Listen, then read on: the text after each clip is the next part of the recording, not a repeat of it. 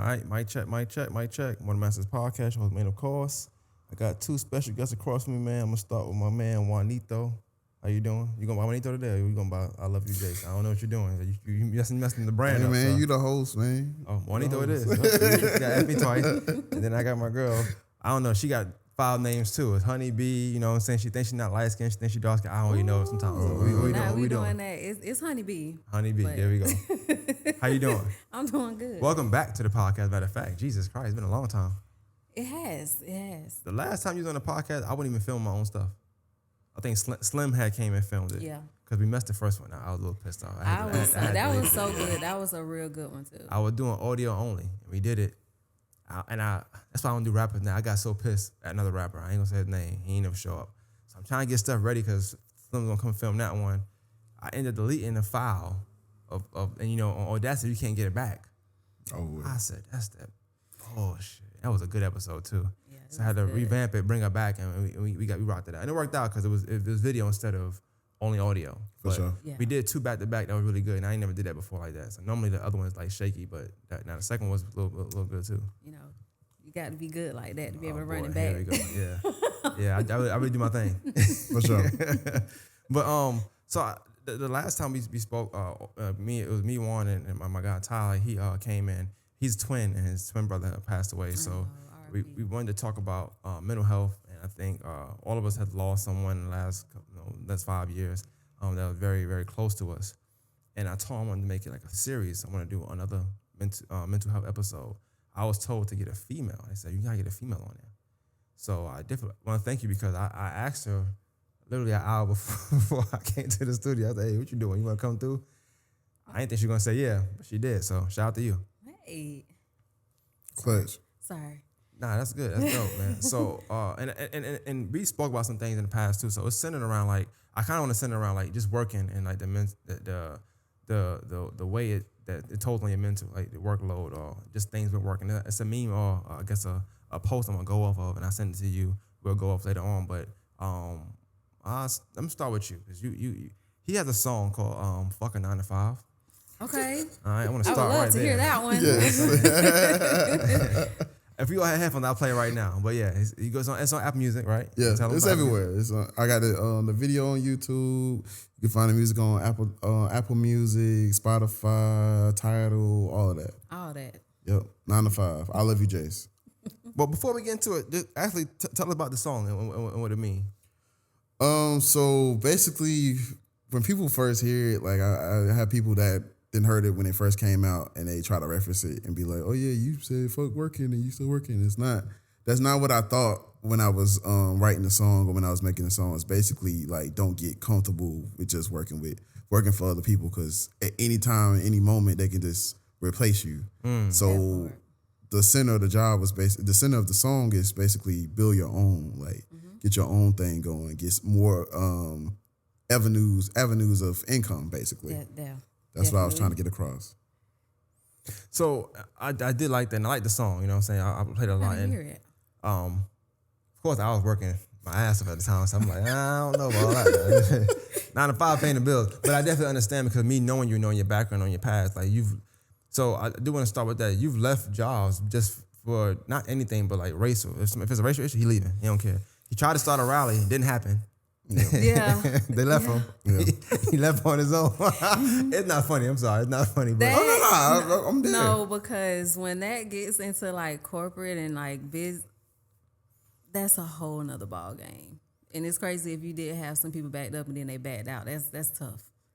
That's tough. So I never had that like I mean I've experienced it, but I don't be caring too much about a lot of stuff. So Yeah. it's like whatever. But like how is it where a job like overwhelms you that much, whether it's racial, the political side, whatever side that you just seem to be struggling with overcoming? How is it when you have to what makes you want to gather people up and say, look, let's just leave? Like what gave you that idea in your mind? Like let me be the one to do this. Because like we try to go through the right procedures and the right chain to come in and talk to HR, but HR was like high fiving and hee-hawing with the manager like after we would leave talking to them, and nothing got done. The person, basically the assistant manager of the job, it's a German job. That's all I'm gonna say. It's a German company. Lord. And basically, cold. nothing against Germans. Nothing against Germans. But yeah, you know what I'm saying? That's what it was. And basically, they was in training to become the assistant manager at the time. And they said the reason why we have higher turnover rate is because we hire too many black people. We should hire more people that look like her. She had blue eyes and blonde hair. She was uncomfortable. Yes, essentially. And she said that. And basically, another form of management heard it.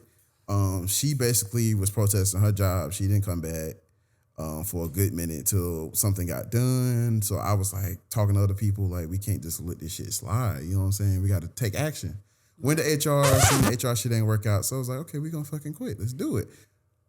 I'm thinking everybody's with me. Like, I mean, well, that was a very wild solution. yeah, not like we like just gonna quit, but like we go on strike because we ain't got no. This job didn't have a union, Gotcha. anything like that. So I Most was don't, like, but yeah.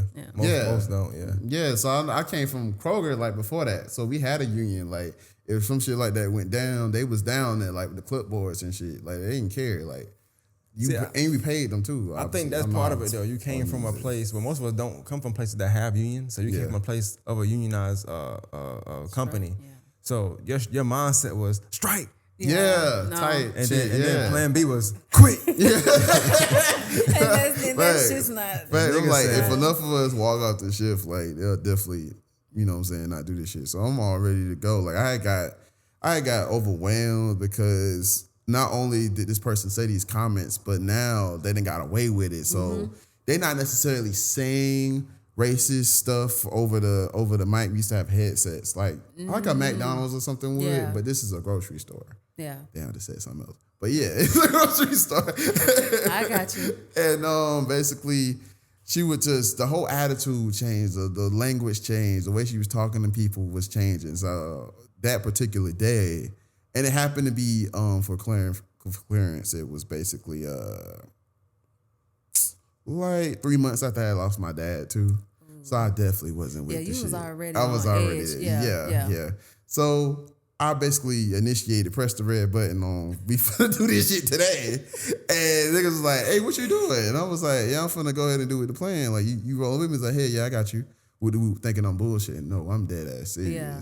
Like, I done went and got my my groceries for the week, everything. I done went in there and basically had his plan. He had his put plan. I quit on the board so they know it's me. So they actually know what's going on. So they Yeah. just don't think something happened to me or some shit like that. Niggas was not thinking about you, bro. Niggas said, just in case y'all looking for me, I quit. I'm actually in the plan. I'm finna go. I'm leaving right now.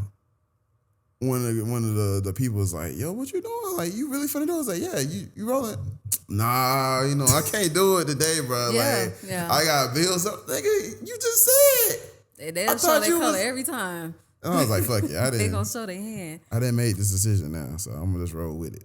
And shit, it took about, I say like 2 hours. Like they thought I was on lunch. It took about 2 hours, and my phone was getting blowed the fuck up. Like by the store manager, assistant manager, all of them. They was blowing me up. Then they was like, they're gonna give me a week. They called me back like in a week, and I basically told them, why I did what I did. It was like, you come back, yes or no? And I kept trying to see if they was gonna do something about what I said. You know what I'm saying? Well, the issue that was at hand, and they weren't trying to hear that. They wanted a yes or no answer. Was I coming back? And I said no. Hung up the phone, blocked me. That was it. They like you. They asked you to, hey, we're gonna give you a week after you just Yeah. press the red button. Yeah. Yeah.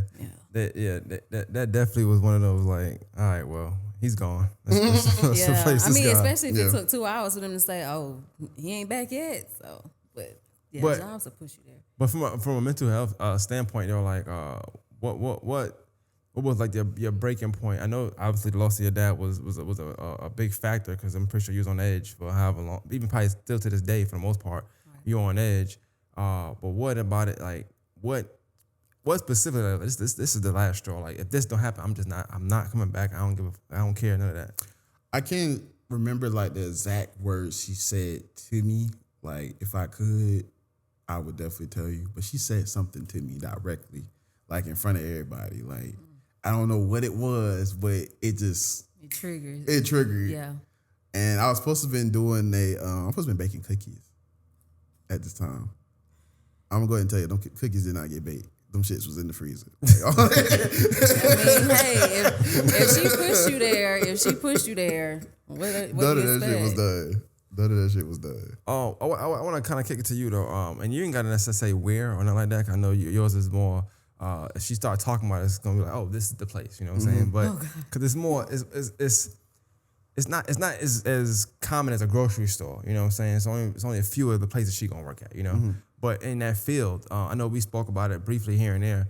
But also, we always talk about retail and how it's kind of pressure and politics there. But it's pressure and politics even in, let's just say, health field. Yeah, Let's say that. definitely.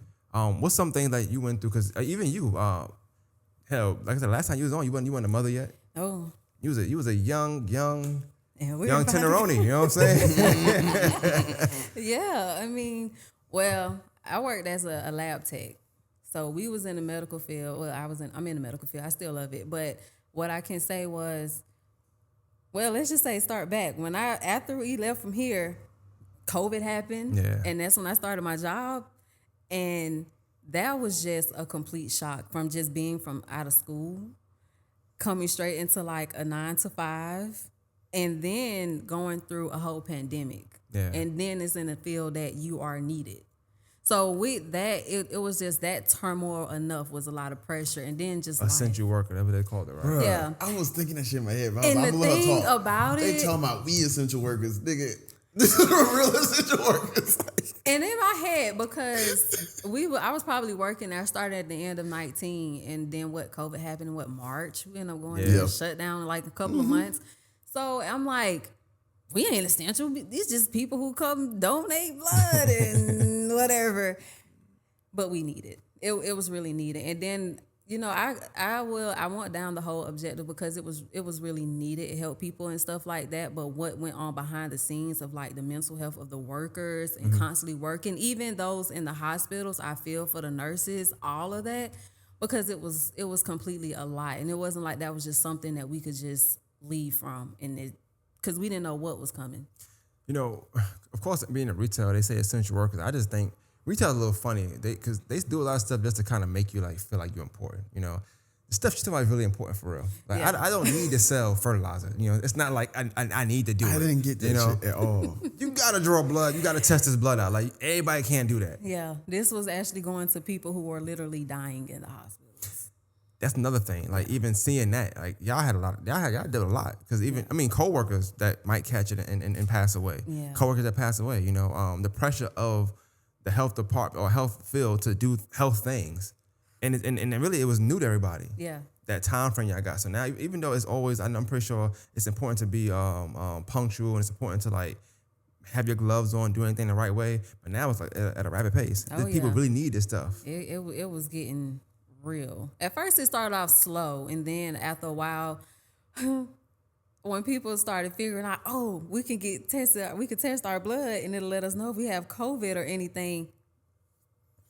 I didn't Lord. think about that. I didn't think When about that part. I tell you, people were donating, and they probably was donating to be helping me. It was a two-sided coin because it was probably helping people, but they was also realizing the benefit in it. Yeah. So I mean, nobody really knows the whole benefit of donating blood. At least our people. They get paid for that though, right? They get who? They get paid for donating blood. I be hearing people joke like plasma and stuff. That's not the same thing.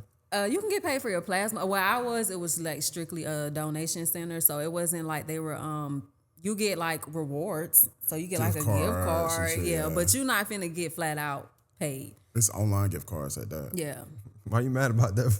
Oh no, I haven't. My man was like, that happened. It ain't real gift cards because I thought it was something else last time I donated Yeah. blood. We ain't gonna talk about that.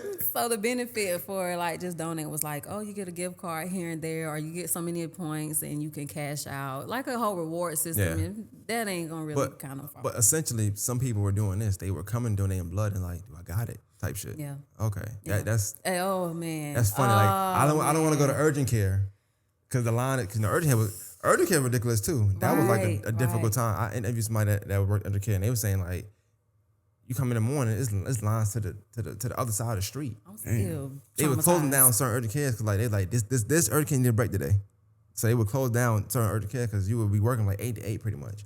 But so essentially people come in there instead of going to urgent care and stand in line, they come and donate something. And you're like, oh, you got it. Okay, cool. Tell my job. And they get the time off or whatever the case may be. Okay. But like, I'm curious to know like if you can briefly tell me the politics behind like what that field look like. What's politics in that field? I know it is in our field, like not getting certain positions, getting overlooked, getting that title out the title, which we're gonna get into in a little while. You know, like, oh, you know what? Jermaine's out. I need you to fill in for him. Like, show me you can do what he can do. You know what I'm saying? Type shit. So that's the politics there. How is it? What political barriers? Ooh. Favoritism. Because it's a small, so I can say there was one of those, we're like family. It was one of those. Hold up, man. Hold up. Turn this volume up. They hit us, we're like family. If you ever hear a job say we like family, bro, Run. You gotta run. Go. You know how that movie Get Out? He's like, get out. Yeah. I feel like when somebody, Yeah. you ever be like in orientation and they be like, look, man, really a family here is like, Yeah, till hit the fan. and you know, in retail, so you was there, but we were in the same place together for a little while. And I remember one time, the SSA Destiny, remember the SSA Destiny, you know, and the store manager Tracy at the time, he was like, well, man, what won't you do? Why don't you do the orientation? And I did it. And when they pulled me over, it's like, yeah, you'll never do another one. I just don't know what it was. I was like, bro, if you ain't ready to work your ass, this ain't for you. I ain't gonna sugarcoat nothing, but I didn't know like how to speak around stuff like that. Like I guess it's code words you should use. Mm-hmm. So instead of me saying, hey, we gonna work the shit out of you, I should say, hey, we a family. I'm gonna always call you and tell you to come to work. You know, I guess it's how I'm supposed to, I don't know. So We care a lot. We care about you. I ain't about to lie to these people. I tell it like it is. But I felt good though. 'Cause I feel like out of that group, only 2 of them kept working. I'm like, all right, cool. Let's get the real people in. I told them the truth. They ain't come to work. All right, cool. Yeah. What's the problem? You know, I mean, I guess I get it in hindsight, but it's like they don't want to come to work. They don't want to come to work. Who cares? But yeah. So, but I do think when you hear that the family aspect of it, you should run because normally that's like a what is it? It's like a play on word. They do that to kind of get you to sympathize with them. Mm-hmm. The days they shorthanded, you know, because if your mom is shorthanded some money, you gonna give her some money. You gonna look for it. If your brother need a ride, you gonna give him a ride. Ah man, we really shortened this shift today. We family. I mean, I'll do it for you. You know, that's how I start. You know what I'm saying? Yeah. Niggas on that Damien DMX shit. What? Oh, you don't know about the DMX? He's the rapper, so I gotta ask you. I'll send it to you. But essentially, like I feel like in companies when they do that, they do it to kind of butter you up. You know what I'm saying? To kind of make you feel like when you need it, you should show up. That's what family's for. Oh, it's definitely a form of they manipulation. got me real good. Can y'all give me a time where y'all needed a job and they weren't really there for y'all? Like they wasn't family to y'all. Like a job? Yeah, or any job you ever had. Because a lot of times they want us to be family to them, right? But I can't because I'm not gonna lie. The place I worked, I was fine. I'm not gonna lie, I was decent. Now, do I know a lot of stuff? Yes, but I was decent for the most part as far as like getting favors and all that type of stuff. When I got in the car wreck and I showed them how the car wreck was. Basically, I was in pain and everything. Nigga go home because he had something happen with his tooth. They want me to come in 2 days later. I came in, but they made it like a point. Like you really have to come in. Like it's required. You ain't got no. And at the time, I went straight to the hospital in the ambulance, and basically they was trying to say it wasn't nothing wrong with me, but I was basically hit. I was what they call that shit, the maneuver where I was like a T-bone. I was T-bone. Yeah, I was T-bone. In the intersection of Willis Road, Dean's Bridge. Lady was going about 70, something like that. Said she didn't see me. Said she didn't see the light change green either. And smacked the fuck out of me. I was just leaving work. I used to work overnight. Wow. And basically the initial visit I had, they said wasn't nothing wrong with me. So they basically was like, you can still come in here. Fine, go ahead and work this day. T-bone or not. Oh, well. That's what I'm saying. That's wild. Hey, F your T-bone, he got a toothache, man. You got to come in tonight. Yeah. Just to find out it was some shit wrong with my spine. Like I went and got an x-ray. It was something wrong with my spine. I had to go through therapy, all this crazy ass shit. And I'm in here lifting boxes and all this stupid ass shit. Like you was committed. Yeah, something like that. Something like that. Basically, they was trying to say like my job was online if I didn't come in. They try to guilt trip you into it. Yeah. Yeah. What about you? You had any guilt trip like stories like trying to come in? How was it for y'all like working there? Like I know it's different. It's different from retail, so I know I can't really compare like the two. But I do know that it was grouped from what you were telling me. Like it's kind of like it was like clicked. You had cliques amongst. Well, one, I'll say I did work in retail, so I know what it's like on that side. And I guess that would kind of say, you know what, I'm finna just focus on education and get into like the health field. But as far as in like the job that I was at, I mean, I never really had a job where I could say they wouldn't look out unless it was like a really bad storm. It's like, okay, well, come. I didn't really have that except one job. I did not like that job. I ain't gonna down it, but forget it. I hated Ross. I worked at Ross. I hated my manager. She was not a good one at all. She only cared about specifics. So I never really had like a full blown experience where it was like, yeah, we still gonna need you to come in or not.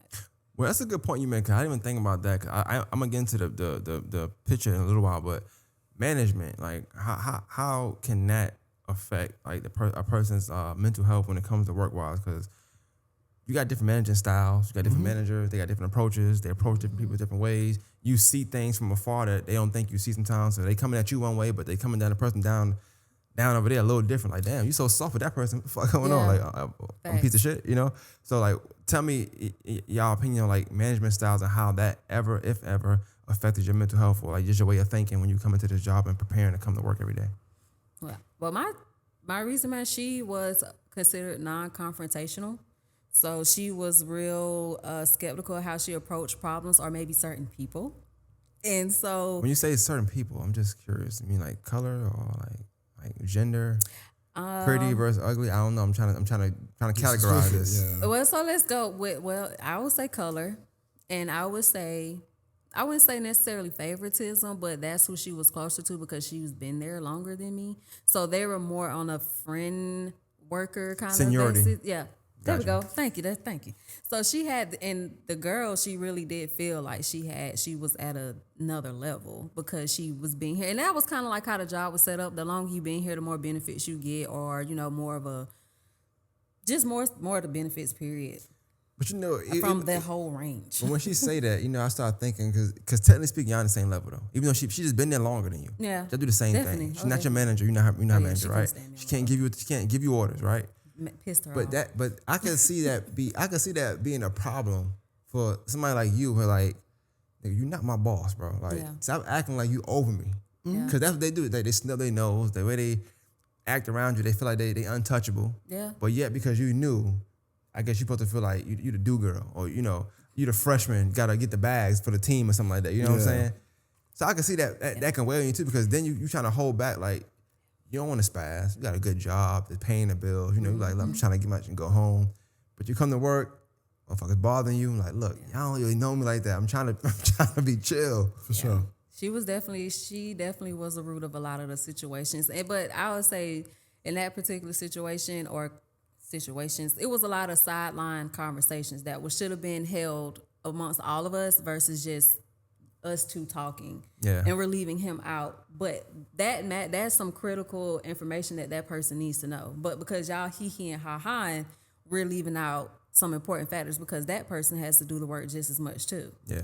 So that to me always stem back to a management issue. I feel like when you have them little secret meetings, if you got a team of 12, meet with 12. it's triggering.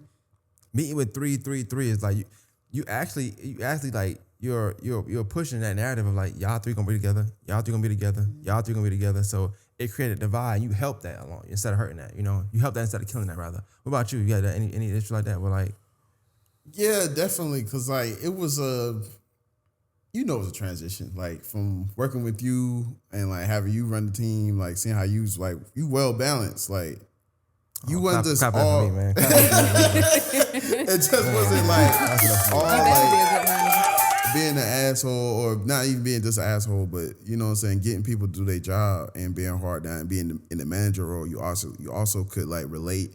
Yeah. And you know what I'm saying, and be down to earth. Yeah. You wasn't just always up here, like you be right here too, even killed.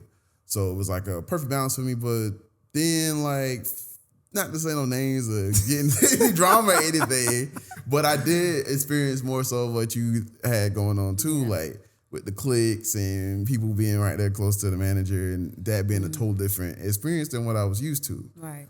Especially coming from that, like literally transitioning to that. So yeah, I definitely had a bit of both. Yeah, it's definitely an adjustment. It's not fun at all, too. No. But I think we make a good point as far as like, and not just saying it because me, but I'm just saying it because you said it. But like when even you'll have mental health challenges at a job, even when there is a change in management. When you was fine with the previous management, you know what I'm saying? People move up, they change, whatever it can be. But now you got somebody new, maybe not as experienced, maybe not as strong, as down to earth, whatever. You know, maybe they're too ego driven. They're not touching certain things. I'm not doing that. That ain't my job type shit. You know what I'm saying? You get a different form of management, and it's hard to work with that because I'm so used to working with this kind of management style. So now you stressed out because you don't know how to really approach working with this manager, you know? So that can hurt too at a job if the right people ain't in place. And I mean, me knowing that, I know that. That's why I left. So Yeah. I had to get the fuck up out of there. Yeah. But yeah, so okay. And then before I get to the actual the picture, last thing I want to ask is, so even in working wise, right? What, as far as in your day to day, whatever, you think what was like your worst work day thus far? Like I'm gonna let you go. He got like 10 stories. My worst work day? Yeah. I mean, And what was the reasons behind it? Like, you ain't got to say names, but I just want to know like what factors led to that. ooh, oh man. What led up to that day, like to make it even, you know, that be the tipping factor or whatever. I mean, like leaving. If that's your worst day, yeah. Well, I do have a couple of scenarios, but what I would say when I took the rose-colored glasses off is when That's a dope What does saying. That was a mean? dope saying. What does that That's a mean? dope Go saying. into that. took the Before you go, rose-colored before you go further. Because like I said, when I came in, well, I'm going to just put it to you like this. I came into my job that's like a family, and they were really nice in the beginning. Yeah, I'm sorry. Let's do that. Boo. They were like a family, and I came I came in December. December is a joyful month, holidays, holiday parties. I literally came in within that following week, we had a sock party. So I'm catching everybody in a happy, cheerful mood. They ain't even racist around that time. It's Christmas. Yeah, they don't care. You know what I'm saying? Hey, we often to be off or whatever Word. the case is. So then therefore everyone was still nice. COVID happened. I think I can go with that one for sure. When COVID happened and we was coming in, we was short staffed because mind you, we're a local bit like donation center. Yeah. So we was making do. Business demand changed for y'all like that. Yeah. And then it was therefore we needed more people to take in the more donations that we were getting because we have to adjust the whole new steps that's coming in. And I'm going to just say the way that they handle the overload. And it was a lot of stuff that happened, and I don't want to go like too much, but like we had one coworker, RP to him, but he got sick. It was only like 2-3 of us handling a job that required like 5-6 of us. That could be draining. That could be draining. And so For how long? Jesus. till Christ. we got in, like I had to really like advocate, say, hey, we need to find another way of getting people in because you're trying to go the old standard route, but this is something new. We can't go this route no more. We got to switch it up. And so I would have to say COVID was the very first start to me opening my eyes and saying, you know what? Y'all ain't shit. And then just the way, I guess I can say the way they handle us, because I mean, the position that I was in, we literally touched everything that came in there except the people. Like that's the only thing. So I will give credit to like the phlebotomists and stuff because you did have to deal with the actual contact, but we touched the blood. Don't know what's in it. Don't know what could be in it. It's plasma. Don't know what's in it. Could be in it. So we was and the amount that we were getting with what we had, it just didn't suffice. And it was like, you would expect like the managements to like step in and help. And I'll give it to you, they did a couple of times, but it wasn't enough. They weren't like me, huh? So that was when the rose-colored glasses. And then when we started getting help, that's when all the racial click ups and all that started happening. And again, I don't want to get, because y'all gonna be like, what? And I don't want to do them people like that. I'm gonna go into the picture that I seen. That's what made me want to do the episode about sitting around work. So I want to get into the picture a little bit, but I'm gonna go down each one and say it's 12 of them, so it's gonna be a minute, but we can kind of dissect each one if you want to. And if you don't have nothing for it, that's fine. But this picture is called the biggest employment lesson. So the first one it said, and you said something earlier about this, it said HR is not there to protect you. They are there to protect the company. Facts. So, when I saw that, you sent it to me, I was like, oh yeah. Facts. I definitely had that. So I what I can say, because I'm not gonna lie, any HR I've ever had, I had a good rapport with. And you know, and if you know, we work with me. I've always pretty much been on a good side of politics. Honestly, like I don't know if I know how to maneuver around, or because I don't be caring. I don't know if they be scared. I don't really know, but I ain't never had no real issues. You know, one thing I can say is, but just me knowing and being in certain positions, it's true to a fault. I will say that, because let's say, for instance, you have an issue with your manager or whatever, somebody in the store. You email your HR manager, right? The first thing that HR manager is gonna do is send that email that you send in as confidential to the store manager and say, hey, fix this, please. So already it's no confidentiality there. You know what I'm saying? Because you hit that person up to not go to that person that they send it to. This happened at the last job. You know what I'm saying? The job I was talking about. I can see that in a sense. And in the same breath, though, I will say, with COVID, so much had changed during that time that being in management, you have to kind of be HR now. Like, most companies had an HR in each building. So In place, yeah. you'd have to go to the store manager or the head nigga in charge, whatever. You could go to that person and be confidential. For sure. Everything. Yeah. And they're professional enough to like keep it that way, because their job was really just to make sure everybody was straight. Mm-hmm. But you got people that's getting in management that really shouldn't be in management anyway. Mm-hmm. And you expect this person to act as HR? Well, let's just be honest. Asking right? for problems. This person done fuck half the store or whatever. You know what I'm saying? So they already got they picks and choosers. You know what I'm saying? It's not me. This person, Side eye. this person done, or this person done got pipe. I have to, whatever the case may be.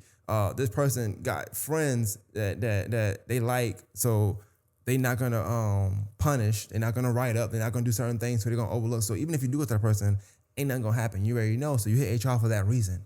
HR then sends it back to a person that person don't want to handle it, which is the head in charge. They're like, hey, you handle it. The person you want to handle in the first place. So like now everybody looking at you like you kind of crazy, or they calling you names, or they say, I ain't never had this problem, thank God, but they coming at you like they trying to antagonize you now, or they masking what they're doing behind. I'm just doing my job, bro. Oh Right. yeah. That's the line. You done told, right? You done did something. You done wrote an email on me. Hey, Juan, I need you to go We're all here to do outside, a job. change all the trash cans, all right? I'm gonna give you the dirtiest thing to do. Why I gotta do that, bro? You work for with XYZ. You don't do this. You do whatever we say to do under, and they're gonna use that as, I'm just doing my job, bro. We all work here. We all got a job to do. Mm-hmm. Well, I got the dirtiest job now, because I done told on you. Now you mad at me. Yeah. So, but Haters. that can also be like on your mental, because I've seen you at work. I've seen you get upset, about some things. And it's hard not to really address that, because you at work. You want to knock somebody's head off, but you're trying to be nice. Mm-hmm. Like, how do y'all navigate that? I never had that. Thank God I never had this stuff happen to me. But everybody been pretty chill with me. But how do y'all navigate that? Well, with the HR thing, I definitely had it happen multiple times. Like, not even just with the job I quit. And, they in the hee-haw with the manager. I didn't had a conversation that's supposed to been just me and the HR person, confidential. He's asking me all these details and how I know this and how I know that, and trying to get that all Tell me more. configured. Tell me more. That's how they be. Yeah. Hold up. Yeah. All right. Yeah. Tight, yeah. So I leave the office that I was in, and I go into the computer room. Yeah. And that's right next to somebody's office, but we ain't gonna talk about that. And I hear like everything I just said on a speakerphone, like they don't even know I'm in there. Like, yeah, he said this, he said that. Yo, what's going on with that? What we gonna do about that? But then when I see this person, and it's like, nah, I don't know nothing about that. I had nothing to do with that. Yeah. I'm just doing my job. That was that person that did that. I don't know what they had going on while they did that. I didn't even know nothing about it. You did though. You definitely knew. You definitely knew what was going on. But like far as like getting upset though, like you saying like get upset at a job and working through it, basically. One of the days I could think about was that first Father's Day. Like again, like because how can I say this without saying the person's name on here? No, just say the name. I don't care. All right, Marcus. Come on, And Marcus been head ass. Like Marcus been head ass like that whole day. Like, but you know he already like that. Yeah. He just being Marcus at this point. But like it wasn't It still be unacceptable. Yeah. It It's still be a very, unacceptable. very bad worker. Just can't do nothing Yeah. right. That's all. We Very all have sloppy. those, I believe. I'm telling you, like that day, I never wanted to jump off the forklift. It beat this nigga ass so fast. Like it was crazy. But I didn't know what was going on. Like I told you, like I didn't know what was going on. I didn't know it was gonna affect me like that. So the way I worked through it was basically if I'm feeling like this, like I feel like I want to do stuff, I'm getting this upset. I don't need to be around here, especially with customers. Like, I just excused myself. I just went to I went to the bathroom. I remember I texted you. I told you what was going on, this, that, and third. I just, took a breather, just de-escalated, got myself back together and went back out there. You know what I'm saying? You got to put on the mask sometimes. Yeah. Yeah. And that'd be the hardest thing to do though. Just trying to put on a mask because people don't deserve the kindness that you have to give. That is, she's saying right because you don't want to put it on. You want to keep that the regular face on. Oh, yeah, for sure. This it's me. really hard. Yeah. It's really hard. That mask make them feel like they can just try you. Yeah. Sometimes. It definitely makes them feel like they got you on their own little rope now. So, but as it pertains to the HR thing, I don't know if you ever had a situation, but like I would assume that it kind of mean like, let's say, you're trying to do the right thing, so you're trying to go through the proper channels. But if the HR is quote unquote not protecting you, that's gonna piss you off too, because now you just feel like, damn, I can't. I'm trying to go the right route, the Yeah. correct route, so I don't have to beat no ass in here. You know what I'm saying? Or just spaz out, or whatever. But even that ain't working. You ever had that happen? I witnessed it, like cold. It was cold blooded. Like I really hate that happened to my homegirl because it was a situation that happened, and I don't want to bring color into it, but we have our own language. Like we understand The culture. Yeah, we understand each other, and I could tell that she was upset about it, but I can just laugh it off. But to the wife, the other person, The palm color people. yeah, the palm. I'm sorry. I don't want to take it there because she was really a sweet lady, but she didn't know how to handle that type of response. So she took it to heart. Like she walked out on the job, and it was a little kind of like I squint my eyes because if I was to walk out, I don't think I would have gotten the same treatment that she did, or I would have got the same sympathy that she did. And it's like, and she didn't get my homegirl. She didn't get the same sympathy because she took the proper channel. She said, "Well, look, I'm gonna text my supervisor and say, hey, this just happened. I would like to talk about it." They avoided it as much as they could. Oh, we can't have this conversation without this person being here. We can't do it. And it was so crazy how like when the one supervisor came back, the other one would be out for like the whole week. So this is a problem that was still brewing. And that's where I was saying like the click ups was happening because now it's making it hard for us to work together because the situation is still there. But I think too, I just want to say one thing. Like I think even in management, what I always done in management, you can speak for that. Is like if you don't hit it head on, you lose it, and then they lose respect for you because they start thinking that they're not a priority. Yes. So And that's kind of what was happening because it was just getting real like clicked up. Like you do your work, and the job that we had, there is no such thing as you do your job and I do my job. No, our job coincides with each other. We have to work together. If you don't work with me or I don't work with you, you're making both of our jobs hard. And I think that's what kind of they lost sight of. And I was like, but again, just to not lose, she took the proper precautions. She was like, hey, I tried to talk to my supervisor about it. She's giving me the runaround. So I guess the next step is to go to HR. And she got caught at a really bad time because the HR lady was about to leave. Damn, Yeah. boy.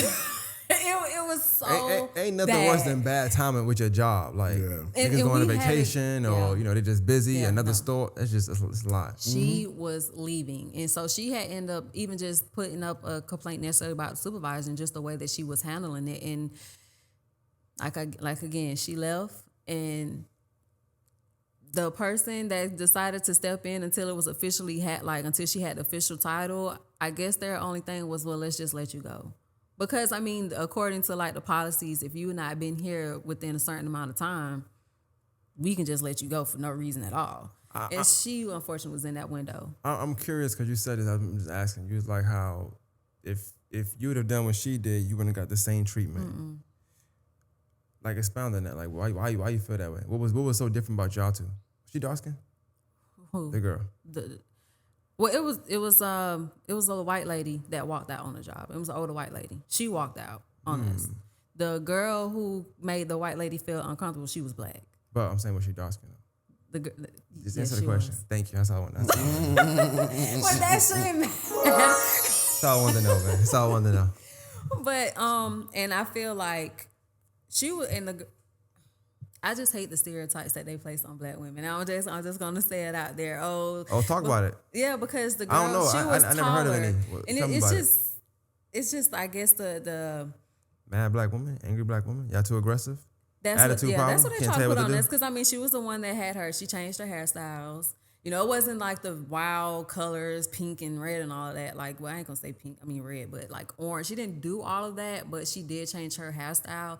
And we all know, oh, you changed your hair, you look like a completely different person to them. Yeah. And so she did that. You know, she was a black woman. She spoke. She was very vocal about how she felt, and some white people just don't like that. Yeah. And no disrespect, because she was a really sweet lady, but again, it's just our culture is just a little bit different, and I felt like that's how they felt towards her. Like, oh, she's tall for one. Let's go with that. Oh, she speaks Tall and black and a tall, woman. black, Jesus. and vocal. Yeah, I'm put that's- that up first. that's- She's that's- vocal that- because yeah. oh, we got to get her out of there. Like she can't Intimidating. Be very. Too intimidating. I Very. can't tell you what to do. I can't manage you. I'm scared of your ass. Yeah, I'm scared of you. Type because shit, she was yeah. very vocal Most about the definitely. stuff that was going on in there, and so it just came down that they're not gonna let go of Yeah. her, and that's why I would bring in the longer you've been there, the more benefit you will get. Like, of course, she's been here within 30 days compared to this lady who's been here for 2 years. Yeah. We're gonna get rid of you for 30 days since this woman, we know how she works. But the second one, because what you just said, bring a good point. It says document everything, Yeah. right? Oh yeah. And that's something that I'm guessing. I'm assuming. I don't know if the person you talking about did document everything. I don't know. She did.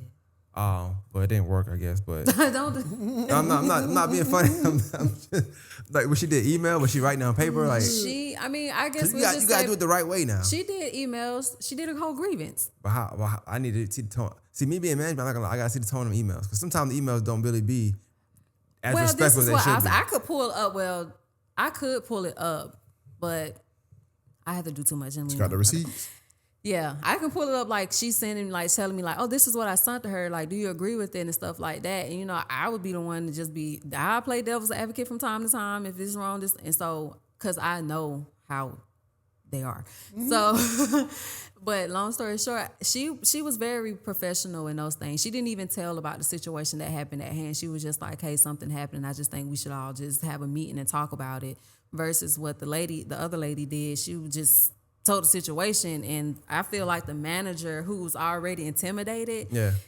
got her added fuel to the fire. Like, oh dang, she did this with you and stuff like that.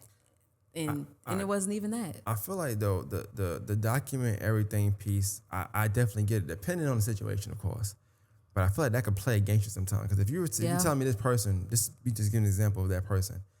If she's already looked at as being intimidating, the more she documents stuff, quote unquote, which is what she's doing, so she's communicating, emailing, it look like she antagonizing something. You know, it don't look like you're just documenting now. It look like you just picking at people. Mind you, you're not the aggressor, but you're gonna look like that because they might have got to the HR first. Hey, I can see that. They can definitely flip it. So Yeah. when they say document everything, really, sometimes the first person to go to the HR wins. The first person, depending That's on who true. you are too. That was another situation. You had HR. No, I'm just saying these are. Oh, somebody went and talked to the HR for. They go back to the clicks. Yeah. So once again, if you got an HR that really shouldn't be an HR, 'cause HR should really be a very neutral person. Yeah. It should be if you come to me and you come to me, it shouldn't be, well, he got More Than Masters podcast sweater on, so I gotta rock with my boy. Yeah. I gotta be like, what you want, man? Like Yeah. regardless, like, that's how I gotta be. But the thing is, in these companies or in work, people be in position that shouldn't be in position sometimes. So sometimes it's just as simple as that. For sure. But the document everything part, I've seen with somebody document a lot of stuff, but it also backfired them because now what happens is you start documenting something, people know that. Yeah. It's the retaliation now. So now I'm gonna document everything 2 times fold on you. I'm gonna say, hey, you can get this done. I told you to get that. I'm gonna give you something you just I know you can't do. Some workers that you just can't get. You And can't that's get what done. happened. They would. Well, I told you to do it. I went there by 4 a.m. I only did half of it. All right, well, come on, go to the back. You know, that's how it's that simple. Yeah. I think they put she was definitely on bird watch after that. Like after certain things happened, she was on bird watch, and I think what really bothered me the most was the fact that she got clipped for something that another coworker do.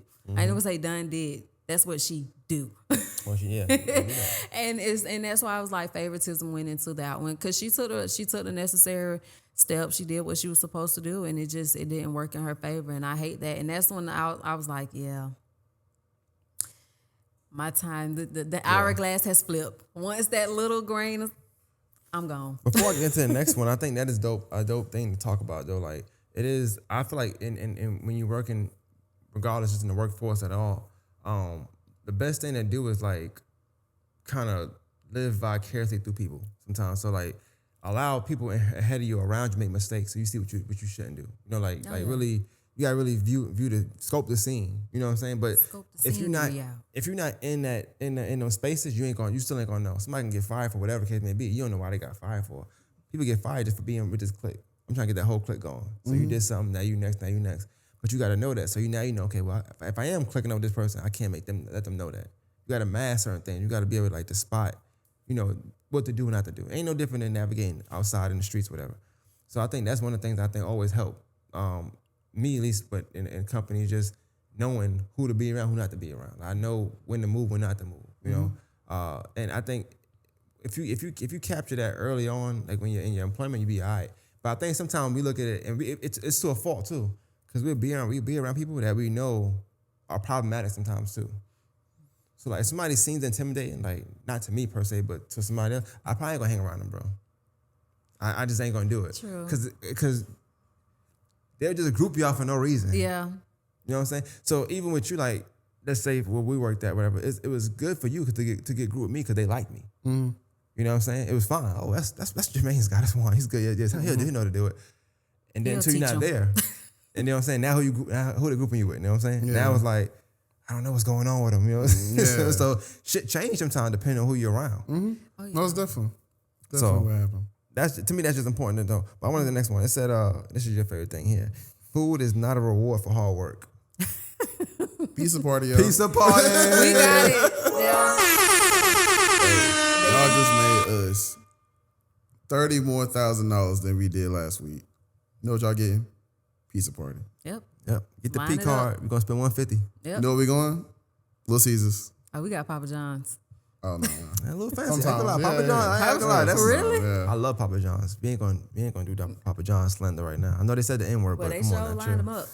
Gotta They lined relax. it up. You gotta It was the relax. end of COVID. You gotta relax. I love Papa Yo, I John's. forgot about that. They love Papa Go John's Cat. too. Yeah. I totally forgot about that. So I will say this. Like I want to say that, right? So when I was enough Augusta, I would if I closed whenever I closed, I ain't closed that often. Whenever I did close, I bought pizza all the time. And it was Pizza party. You are on the other side of Pizza He said, "Man, working tonight." Oh shit. He gonna get a pizza though. But I'll say this: I'm not making it better, but I got to have my own money. I never used the store money. I got my own, right? But I had certain That's people what I would they get. said. I would get like, say, Kyle. I'd be like, yo, You got it back could get your own. What kind you like? What kind? I ask people what kind you like first. I get about 6-7 pies, whatever. It's not even close. You know what I'm saying? For sure. I get it, but I didn't get it and saying like, y'all got to do this. I just got it. I just got it. But what that did was like, for me, it wasn't more so like to work harder. Like I ain't never say like, I got your pizza. You should zone better. I'm just getting it. I'm eating it. So I'm getting it because I'm gonna eat it, nigga. Yeah. You know what I'm saying? That's why I'm getting it. So who is it really for? I'm just Shit, that's for the people, you know. I mean, I be touching the land. I be on the ground with them. You know what I'm saying? So we all hungry. Shit. Oh, that's good.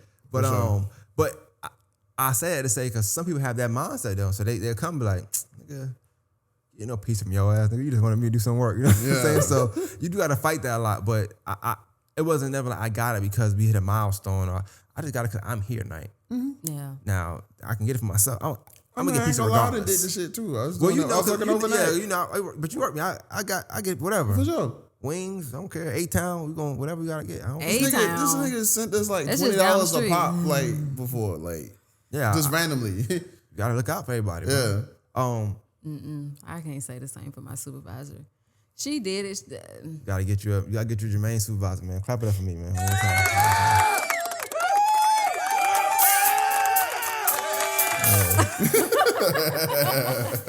But she have done that. Well, she was like, well, you know, I pay for it. Well, I ain't gonna not give her any credit. She did like come through sometimes like, hey, y'all got a lot of work.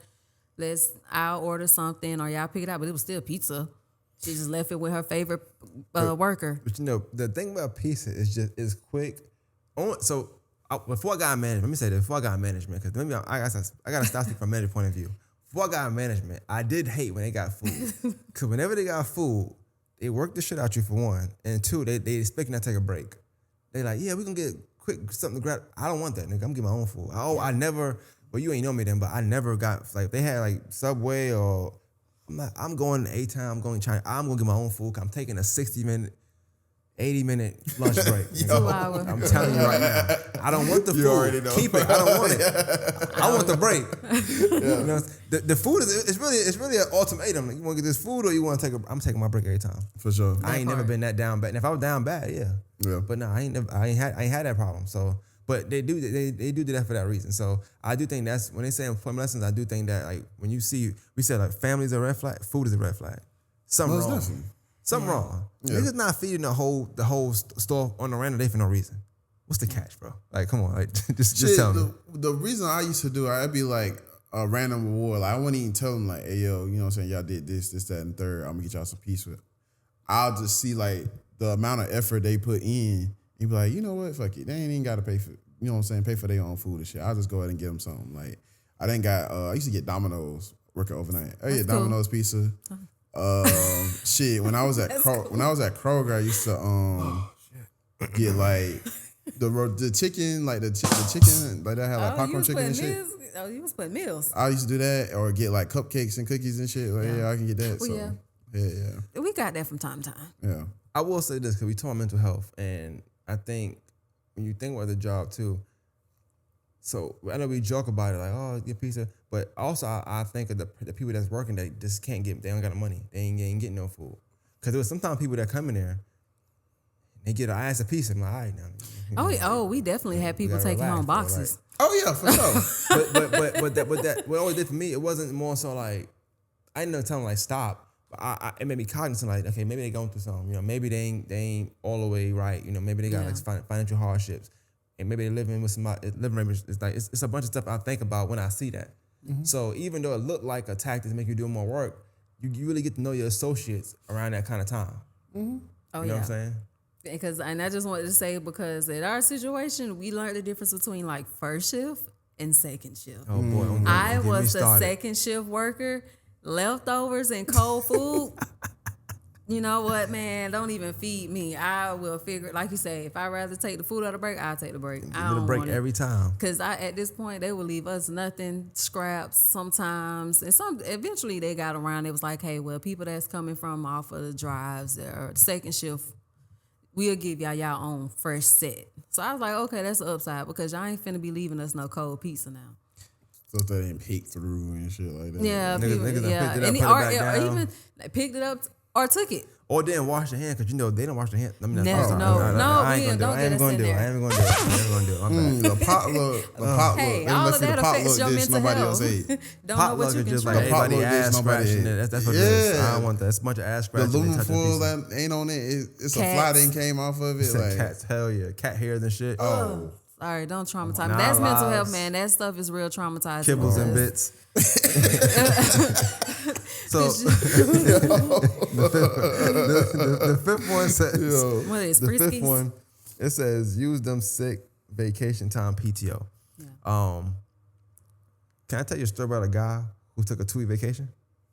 Sure. Okay. This guy right here. Oh wow! And I'm so like, Top of the fiscal year. So I don't know if I don't know how it works in the health world, but in retail, you accrue it because once again, you accrue. You know why? You might not be there all year, my nigga. true. yeah. You might not be there all year. So you accrue it Yeah. based on how much you. So that was smart of you now, think about it. So that's, you accrue it. Okay. So February, stop looking at me. Don't look at me when I tell the story, all right? So February starts the new year. Okay. I texted one day, I said, yo, I ain't never, all right, cool. Another day, like, yo, it had been like the 10th day. I'm like, hey, nigga, what you got going on? Why Oh, aren't man. you on the shift, man? They gave me 2 weeks. They gave you 2 weeks. Well, I put it in, they approved it. By mistake, I heard, by the way. Oh, yeah. 2-week vacation, all right?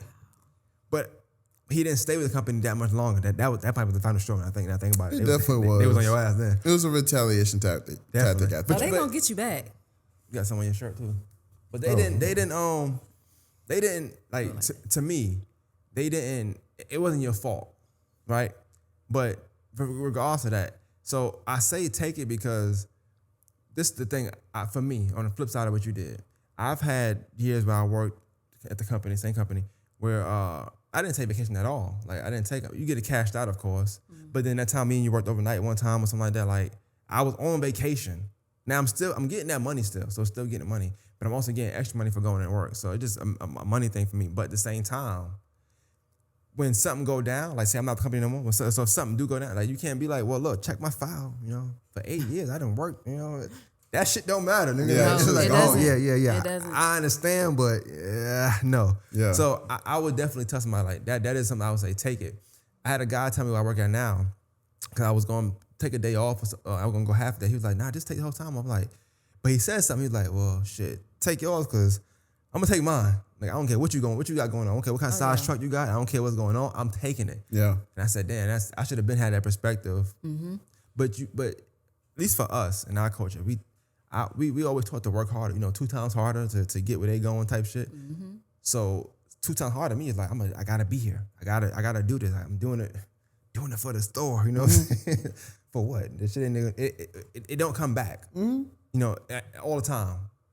I ain't got no bad situation, but I'm thinking about someone like you. I also seen you work extra. I've seen you have a day off and come in. You know what I'm saying? Like all the stuff you're doing, your days off, where you like, I'm gonna come work half the day, then even day. Okay, cool. You adjusting your lifestyle, your schedule, the stuff that's going on in your life. You're adjusting that but none of that is documented to where like you can say, you see what I'm doing? Like I should get a second chance at this, or you should take that write up away, or don't write me up because I did this. I know I messed up this one day, but shit, it was 10 days where I wasn't supposed to work and I came in. That gotta mean for something. They don't care. No, they They don't care. They don't care. So when they say document everything, I ain't even thinking about emails. I'm thinking about everything you do. Literally. Like when you think about like really email somebody, hey, look, hey, I was off Thursday, but I worked this time to this time. And I'm still gonna work the next day. I wanna email everything. Yeah, I think I did that shit like way too late. Like I wasn't like aware of that. Like until, how that situation unfolded. Like when you and I got the call and it's like, hey bro, it's gonna happen. And I started moving different from there. But by that time they already had things in the works behind the scenes and shit. And I tried to get ahead of it, but I couldn't catch it. You know what I'm saying? Like it was already, pretty much over with. So I would say that to anybody, like really document everything you do, everything that they saying to you, even if they doing a, face-to-face conversation. Right. We in Georgia. You can record people. So go ahead and record that. And You I got to didn't. tell I me, wish. One thing I can say, I wish I would have did was record. Yeah. I wish I would have documented certain things that happened because it's still things that I'm sitting on that I'm just like, this should have been told and it could have went the way it went. But as far as like with PTO, how it was at my job, because we were so short staffed, Not your problem. I wish I had that mindset, but it was more so of, I'm going to say when it was really, really busy and really hard, it was only 2 of us. I was pregnant, and it was only that other little white lady that was stormed out of there. Mm-hmm. And then it was 2 medical, like med techs. That's the upper of the lab techs. They don't do our work. We don't do their work. We had one girl that could do our work because she used to work there before she went till she up the level. So if I take off or if I'm not coming in, that work is all on her. So it built a real strong of like, I don't even know if it's like workers' guilt. Like, dang, I don't want to do her like that because that's a lot of stuff that she has to do. And then when you know your supervisors don't really come in and help you like that, or because they're not really equipped to do the job, they can only do so much. So it's still going to put more labor on her. And that was kind of like how they had it set, because that's how I was like not being able to take my PTO. And then if you did, you come back to work, they're passive aggressive. Oh, well, you wasn't here, so yeah, you was taking your break, so So I'm just like, don't try to make me feel Must bad. be nice. Yeah, tight shit. And so I was like, and then that's when I was like, you're not finna make me feel bad for taking a break because I'm tired too. I don't get mad at you when you take yours because I understand. But a lot of people lack understanding, and that was something that I still have to get used to if I want to work a 9 to 5, that you have to. One of my supervisors, she told me, she said, some people do things a certain way, and that's just what it is. You can either work with it or work around it. I think everything you said too, I was thinking about it. That's a good point because you got that workers' guilt. That's one. But companies thrive off that. Yeah. We short staff. I'm going to let y'all know we short staff. I'm going to put y'all 2 together. Y'all going to make it work. You know what I'm saying? Because you don't want this person to dislike you and vice versa. So I know y'all want to work together. So we're going to be short staffed. Y'all going to handle that on the backside. Because that's what we do. We like, well, I'll come in for you. I know you need the help. Oh, I'll come in for you. I need the help. That help them out. That'll help us out. You know what I'm saying? We just overworking ourselves. But then back to what I was saying about the document everything, because you document that. Hey, we supposed to have 7 people. We got 2. I keep coming in every day, just FYI, da-da-da. But then you do that, you get in trouble. You know, because then HR get involved. Like, hey, people, he's complaining, da-da-da-da. So it's a lot of that extra stuff too. I definitely think back to that whole we're a family thing. Mm-hmm. That's where that come into play at. Like, you gonna leave your brother? You gonna leave your sister hanging? Yeah. That's what my supervisor would do. She was like, the schedule says I should. I don't know. Like, y'all made the schedule. I don't know. Like, it was all today. Yeah, once That definitely was my situation. I had to learn that lesson. I'm like, take my time. Shout out to Coach Davis. No, we're gonna. So what? Shout out to Coach Davis. You know what I'm talking about. Well, speaking of that, the 6th one says everyone is replaceable. Yeah. No. No? Oh no, I don't agree with it, but I know I'm saying. But yeah, no. it. When I say yes, everyone is replaceable, they can put anybody in your spot, but nobody's gonna do the amount of work that you did. Possibly, yeah. Now, Possibly, and that's what is the whole line of, you have to like train yourself to not work that hard, because you have to remember you will get replaced whether you do it tidy or sloppy, it's gonna get done. So yeah, that part I can see, because like where I work, I get a lot of calls still, like on a day-to-day basis. For sure. I feel like I still make calls over there, and I don't work over there no more. I still make, call the shots over there for the most part. Because of that, like sometimes certain things you're just not going to replace. You're not going to replace Discipline. I'll say, yeah, that's a good one. You're not going to replace decision making.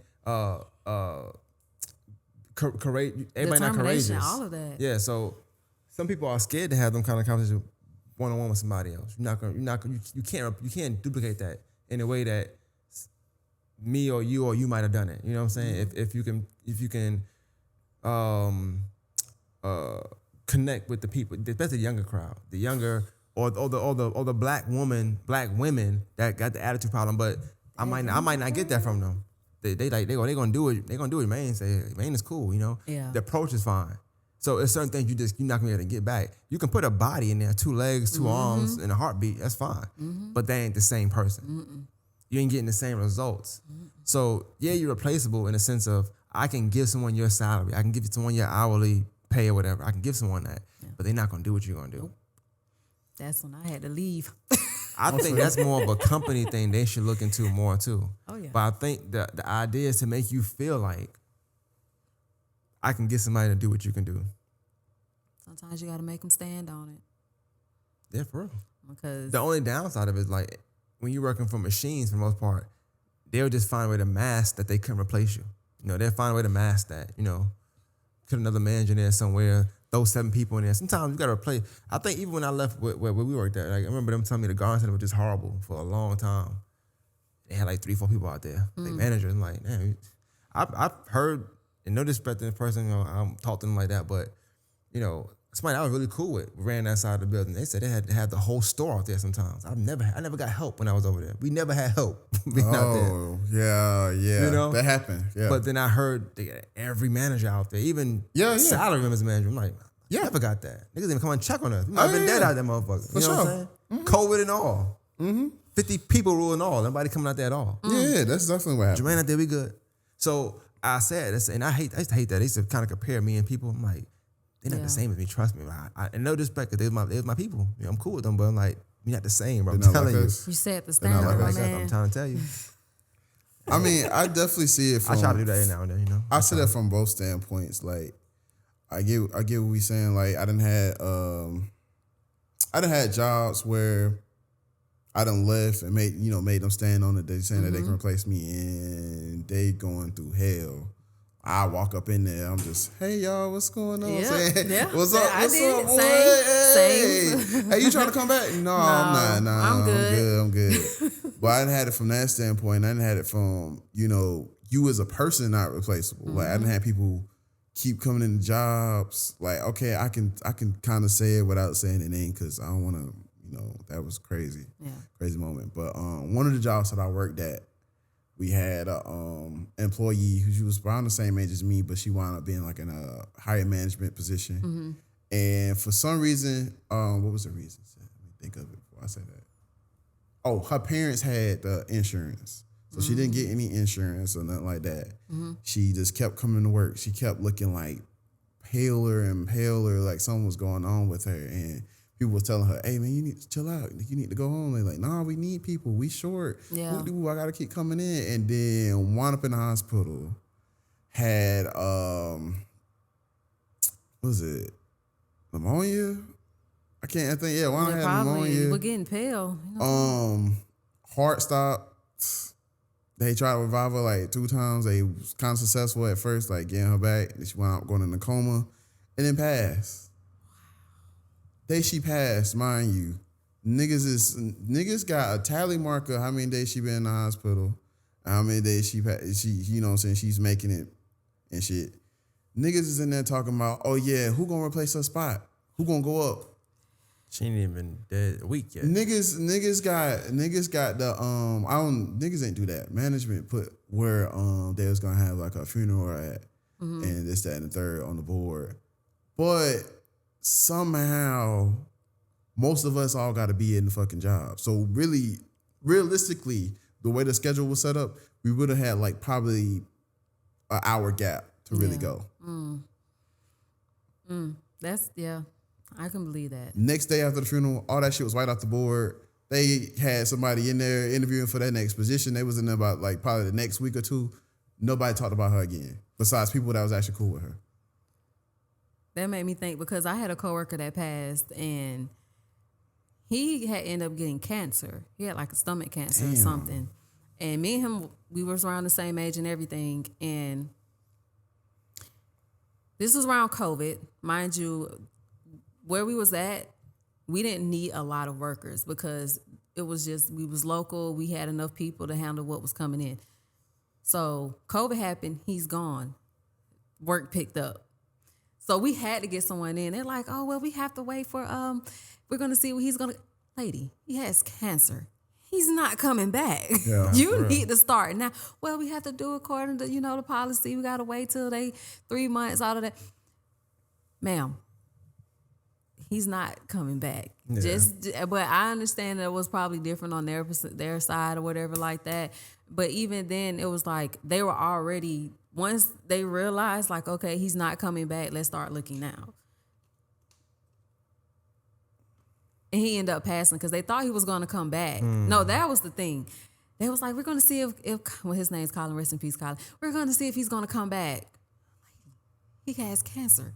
Yeah, the odds are He's slim. going into remission. Like, he's going to have chemotherapy on Christmas. Every time you talk, not I just feel coming. like y'all have very poor management there. Like to me, it just It's seemed definitely like poorly ran. the best thing to do is open up another rec. I'm probably talking crazy, but open up another rec. If he come back, cool. If you get a temp in there, you do what you gotta do. If he don't, he don't. But like I said, he didn't. But Yeah. even that, I hated that when somebody go out and they go off for like a medical thing, and you gotta call them. Like I hate making that call because half time the manager ain't talked to you since you left. Let's just be honest. Like they ain't checked you in the hospital. How's it going, buddy? What you want, nigga? Yeah. Well. So I seen your leave was up. I'm extending it. Yeah. I'm still out. That nigga. is, yeah. That shit's still here. Yeah. So yeah, I didn't like that. The next one, it made me think everything we just said is that your family is more important than your job. Yeah. And that's when that whole we're a family thing come like tenfold, like because they want you to think that's the family. Mm-hmm. This is not. what's important. You know what I'm saying? And if you let, This is what pays your bill. You know what I'm Yeah. saying? and then they go, well, and then it'll trick you and say, well, I do see y'all every day. I am spending most of my time with y'all, especially if it's the full 40 hours. Yeah. Well, I am seeing manipulation. y'all. Yeah. And it really does trick you. And like, I know in retail, you work with different people every day. This person might not work tomorrow. This person will. But at our job, it was the same people Every day. Every day. So it really got in my head like, y'all really might be family, especially if y'all all cool. But then you have to remember, I don't know if y'all seen the show Severance. Nah, I never seen it. Nah, not yet. That's on Apple TV, and Yes. Okay. I love it because it's basically when you work at a job and when you leave, you don't remember nothing. You have a literally totally different life outside. Literally like how it is now. You leave work, you don't know nothing and everything, but at least we still know like people. But in that show, it's like you don't really know who that person is outside of the job. You can see them and like, who are you? So, but that's just like how it was. It was just like, I lost it. I was gonna say because you make a good point for like being there a lot of times, like because technically speaking, you at work. If you full time, you at work more than you at home. Yeah. So 40 if you full time, if you salary probably 55, 60 hours depending on the season or the week or the year. So you're there a lot. So it's kind of common because you might know Dave in this department more than you know your damn aunt, your second aunt. They might not be close, but y'all still family. Yeah. So it's not hard to feel like, oh, this is my family, so to speak. Yeah, around each other every day. But the thing is this is when it get crazy. Yeah, finally, you must put that motherfucker over here. Don't bring him over I know, here. right? Finally, Because I'm I've been screaming. telling them for a minute, man. Motherfucker might have made a baby, and y'all know. But He had to see. That was wild. I say it to say like the whole family thing, technically speaking, I can understand it because you're seeing them so much on a day-to-day basis. But the thing is this, once you leave, you left, you was family for a couple of years, you left how long you was there, right? Your family, right? Once you leave, I could say, okay, let's say we family. Okay, I can see that. We talk. We still talk after I left, after I left, but we kept in contact. About 80, I don't want to say a percentage, but a high percentage of those people, if once you leave that job, that's it. Yeah. Y'all not family no more. It's almost like school. You go to school, y'all see each other every day, y'all best friends because y'all see each other every day. It's not because y'all best friends for real. Y'all just, it's convenience. Y'all see each other every day, y'all put up with each other every day. But once you graduate, y'all go separate ways. I ain't seen them since we graduated high school. For type sure. shit. You know what I'm saying? Just to not put my job, there was people that left and they came back to visit, but that was it. And then we had some that left and came back to work and stuff like that. So that's why I was like, it was so tricky at my job. It makes you not want to leave because they did treat you okay, but then you still had to remember that you're a worker. not a member. That's dope. You're a worker. You're not a member. You're not a family member. You're not a part of these meetings and stuff like that. You're on the back end. So it's like if you're not a part of that offer, that official, like people, no, you're not gonna know. You're not there. Yeah, and then like another point is like you're saying is people come back and they see each other and that's cool. But like it be people you talk to every day, like all the time. You know what I'm saying? It'd be a thing where if we all work together, we see each other every day. We work together. It's a clique. Somebody come in and try to bother you. He might step to him just because y'all work together, right?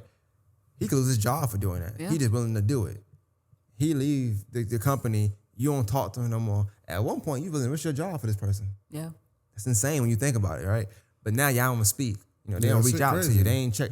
Especially if you get fired. Yeah. That's even worse. You get fired, like, I didn't even want to leave. I got forced out and I ain't hear from nobody. You know what I'm saying? So that whole family thing, it can weigh a toll. And that's also another thing when you think about mental health, because sometimes you were saying like people come back. I think sometimes people come back to the job because to visit rather, maybe I'm assuming, I can't say for sure, but I do think that sometimes people have identity issues. Oh, like, yeah. And not even in a bad way. I mean, like, you get fired, but let's say you was a manager, right? You already feeling a certain way. You move a certain way now because your life is like, you probably on the up and up. Mm-hmm. So you move in a certain way. Now you feel a certain way due to the position you have at work, right? But it's trickling down to your real life too, because you learn the shit at work. You learn how to manage stuff. You being a better person, better man, whatever, better leader, better woman. Mm-hmm. So once you lose that, you kind of lose sense of who you are, because this is what you've been doing for 60 hours a week for the last 2-3 years, whatever. Right. For sure. Yeah. So what do you do now? Unless you jump in the same role, you know what I'm saying? Or unless that's just always been your personality. Yeah. It's an identity issue now, because like, damn, who am I now? I know before. Yeah. That person will call me because they need this. I can do this for them. I can handle that for them. I'm the go-to guy. I'm the Mr. Fix-It because I can do this. Yeah. But what am I in real life now? Unless, like I said, like for me, that's my real life. So it didn't hurt me a lot because it's my real life. But for somebody that ain't the same person inside a job that they are outside, I can see them having an identity crisis. Oh yeah. And sometimes like that might be their only family they have. They might not have no real family at the house. Which is why some people do go so hard at work. Yeah. People don't realize that people ain't got family. Or let's take school for instance. We all went to school. Some people be lame in school, but when they, and I'm not dissing them, but you know, they get the job, they start being management. Now it's like, you do this, you do that. They ain't never had authority in life. Yeah. Right? Crazy. But they grasp that. And whether they lame or not, I don't care. Yeah. But the fact of the matter is that just be them, right? Now that's them. It never was them before. Yeah. But now it's them. They didn't got the keys. They didn't felt it now. Oh, this is authority feels like, oh my God, I've been ass all my life, but now I'm like a tough guy. I can write you up. Don't look at me. What the fuck? You know what I'm saying? Like they could do that type of stuff. Mm-hmm. But then when they lose it, they lose it. Like who am I now? Now I'm back to being that lame dork that I was before. Yeah. Or, you know, now I'm back being just Betty or whatever. You know what I'm saying? Like, for sure. I'm not important as I was there. So people go into deep depression. Because I was saying that to say, like, there has, like that, like you say, those people, we be all that they have. And then when they come in and then they lose it, I'm sorry, I have a trick. It's so traumatizing because we've had people that will come in and actually gain an identity and they don't know. They lose themselves in that. They really do. And it'd be kind of hard to even deal with people like that. Nah, but you know, even on the flip side of it, let's say the person is like a good person. They've been there 10, 15, 20 years. You know what I'm saying? Matter of fact, I ain't gonna put a name out there, but you know, she just got terminated. That's all she knew. She never had another job. That was it. I know. People be saying like, oh, you can just, no, that's it. That's your resume said this one place. I was there. She got like a badge for one of the milestones. 20 years. Yeah. So think about doing something for 20 years and then one day you come in the office, they tell you, hey, look, because whatever, I don't care what it is, whatever it is, something small more times than not. Something that don't measure up to the 20 years you gave them. I can guarantee you that. You know, you didn't move this pallet for whatever, you know what I'm saying? Something, and that is not serious, it's just like 20 years, bro. Mm-hmm. And they'll tell you like, hey, yeah, so, you know, we got to separate from the company. Whoa, I done fired 20 more, because a year for y'all. Mm-hmm. I done did this, I done worked over, I done went to this store, fixed that up, you know, did this, learned that system, you know, did all this. So it's a lot. It could really weigh on a person. I be wanting to reach out to people that anytime I ever got fired, I always reach out to them. I don't care how cool you was or wasn't. If you got fired, I reached out to you, and I might can't do nothing crazy for you, but I've always told people like I can give you $40. 40 my number. I don't know. 40 is just a number for me. I'm like, I give you $40. But when you ain't got no money, shit, $40 is a lot of money when you ain't got though. You know what I'm saying? It was mostly men because you can't say it to women because they might want to give you something. I already know what I'm talking about. But, you know what I'm saying? So That's why having taken that PTO time and understanding and don't get so caught up in working that 9 to 5 because you will lose the life you create outside of it. That was gonna be my last point right there. Because it's been like you have to take that PTO, like you, and then on top of that, and just to say, we grew up within. If you went to school, you got breaks. You had breaks during holidays, summers. We are not mentally equipped to constantly go. You're gonna burn out. So one thing I will advocate for is decompress from your job. Take that time. That goes back to taking that PTO time. Even if you have to leave that job, don't leave it in such a bad way or whatever. If that's your career, if it's your career, take it a little differently. But if it's your job and you like retail, yeah. you can go somewhere else and get into that field. But as far as like a medical field and stuff like that, that's something that you will have to, you don't want bad blood with. Yeah. I'll say that. So, because people get in that type of job and especially during COVID, and I'm saying that because of COVID, because we was working long hours and we was really spending time with these people a lot. Mm-hmm. A lot. One thing I say about PTO too, and I think everybody need to take heed to this too, is when you take it, actually take it. Like, don't take it and care about what's going on at the job. Like, really, just block everybody. I don't care. I remember one time I was on vacation, they called me and said, hey, such and such is in town. What that got to do with me? Yeah. I'm in Charleston. Yeah. Click. That's it. But even now, I shouldn't even answer the phone. Mm-hmm. I don't even, because now I feel bad for not being there. You know what I'm saying? When I was on maternity work is guilt. Yeah, like I don't want. So just turn it off. Like if you're PTO, just turn the phone off. Block everybody that you work with. Ain't nothing that important. You could find them when you get back. Even when you end that shift, sometimes just block it. Don't even. And when that shift ended, man, walk out the door and say, turn my damn phone off. My last thing though, like the last thing I want to say about the family thing, then we can move on, is like you gotta think about like you saying outside of work, like you be missing family time, like you missing milestones. You can't get that back. Like this work shit is going to continuously roll. You can't put a value in that either. Nope. You can't be like, well, I need this kind of when they try to give you a raise, they never think about, well, you did alter your schedule like 26 times this year. Mm-hmm. That's $1. That's not worth it. You know what I'm saying? Sure. Like, so even in that aspect, it's still not worth it. No matter how you slice it, they're not gonna give you the right value for missing family time that you can't get back. You have to think about what you're willing to sacrifice because it comes with it. And that right there ties to mental health. When you make sacrifices and mental sacrifices, physical, to all of that, it will take a toll. Either you make a decision or the universe, the job, whoever is going to make that decision for you. And you have to be ready to stand 10 toes on how it comes because it's going to happen. It says some of your coworkers secretly hate you. So I want to talk about that for a minute. Now, granted, I do feel like I was for the most part, I love the one. Yeah. If anybody hate me, it wasn't nothing doing work. It was probably. Oh man, we already know. So, but I will say this though, like sometimes when you're in management, you gotta be an asshole sometimes for the most part. Oh yeah, you got to. I will say that when I left, like people would still like hit me, like people that I didn't think would hit me up would hit you. But that'd be the eye opening part, because then when it says that, like people secretly hate you, it's really secretly. Yeah. Because the people that I would have felt like we was like that, I ain't heard from since November. Not a call, not a text. Had Merry Christmas. Hey, I'm sorry to hear about your loss. Made bops. I'm sorry about your mom had a stroke. Nothing. I'm like, damn, did they ever like me? You know what I'm saying? Or did they feel like now you out the way? You out the game. You was in the way. Yeah. You know what I was there. Yeah. You was in the way.